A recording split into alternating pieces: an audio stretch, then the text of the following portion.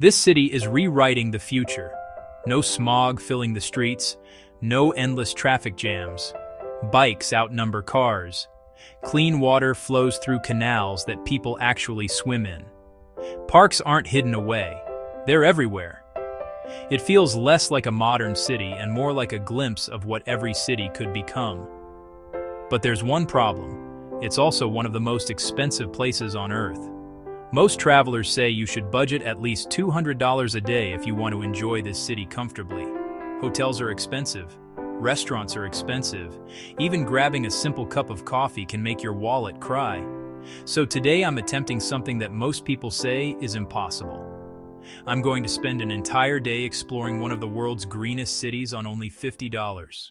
That $50 has to cover everything: transportation, food, experiences, and every decision I make has to be environmentally friendly.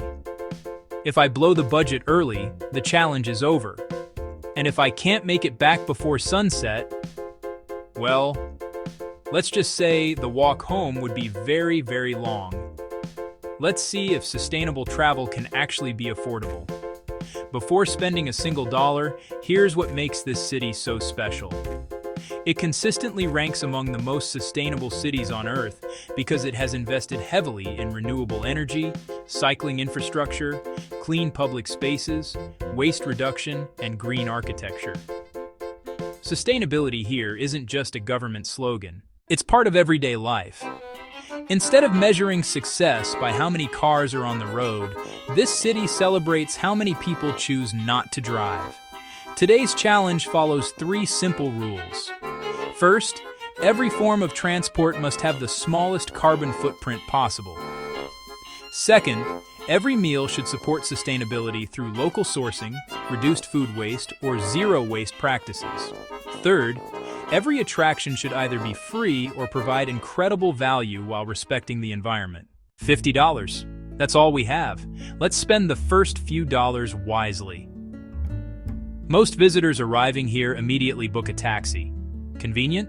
Absolutely. Affordable? Not even close. A short ride across the city could easily cost $30. That would wipe out over half today's budget before breakfast. Instead, I'm renting a city bicycle. $5. Unlimited freedom. And honestly, this might be the best decision of the entire day. The moment you start riding, you realize this city wasn't designed around cars.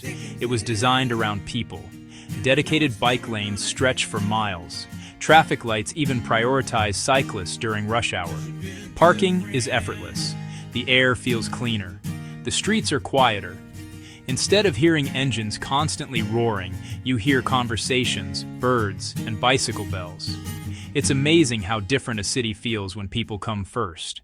After nearly an hour of cycling through neighborhoods, waterfront paths, and tree-lined streets, the budget tracker looks surprisingly healthy. Starting budget, $50. Bike rental, $5. Remaining, $45. Not bad. But now comes the real test. Food. Eating sustainably usually sounds expensive. Organic. Farm to table. Locally sourced.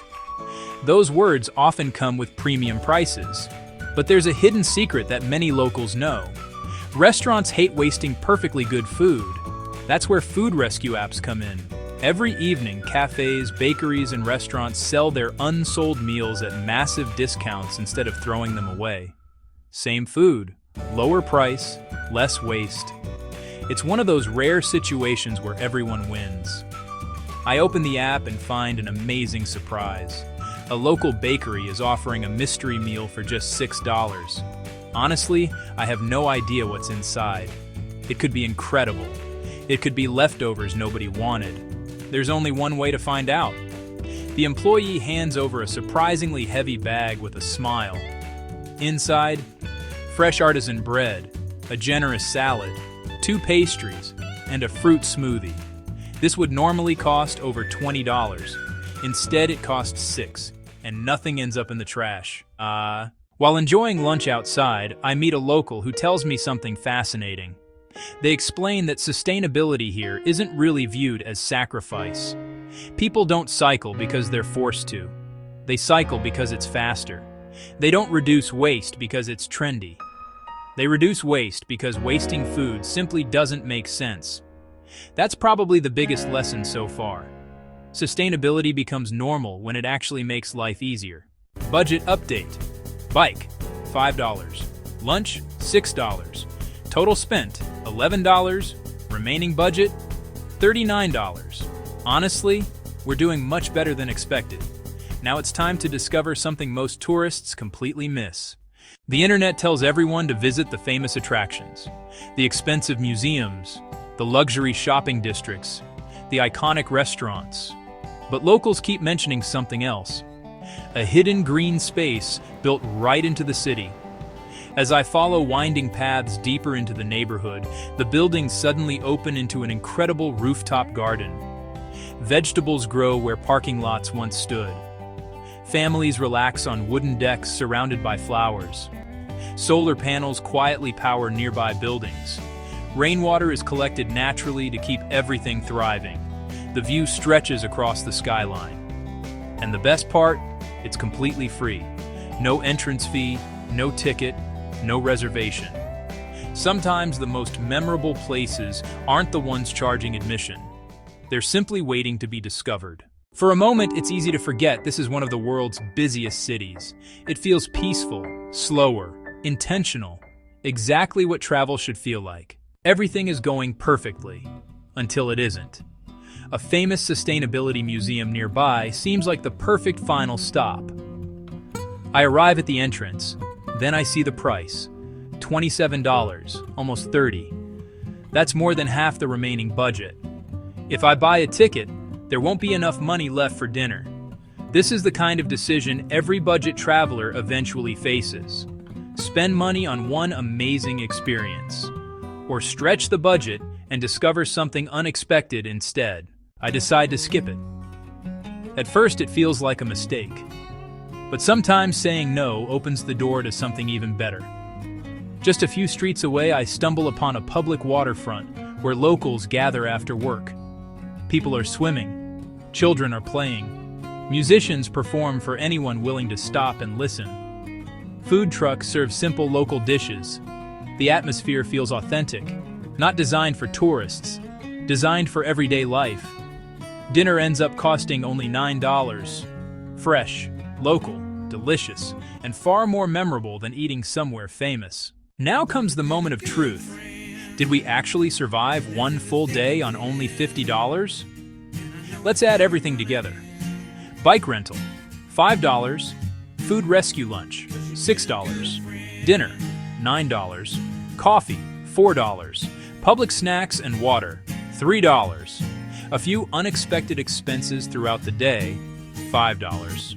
Grand total, $32. That means we finished the challenge with $18 still left.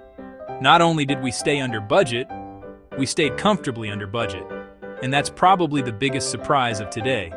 This challenge wasn't really about saving money. It was about changing the way we think about travel. Luxury doesn't always create memorable experiences. Sometimes riding a bicycle through quiet streets teaches you more than sitting in the back of a taxi. Sometimes rescued food tastes better because you know it won't become waste. Sometimes the best attractions don't charge admission because nature was never meant to have a ticket booth. Sustainable travel isn't about spending more. It's about making smarter choices. And those smarter choices often end up costing less. As the sun sets over one of the greenest cities on Earth, it's hard not to wonder, how many other expensive destinations have affordable secrets hiding just beneath the surface? So here's my question for you. Which city should I try surviving in next on just $50? Leave your suggestion in the comments. And if you enjoyed exploring smarter, greener ways to travel, make sure you're subscribed because the next challenge might be even more impossible.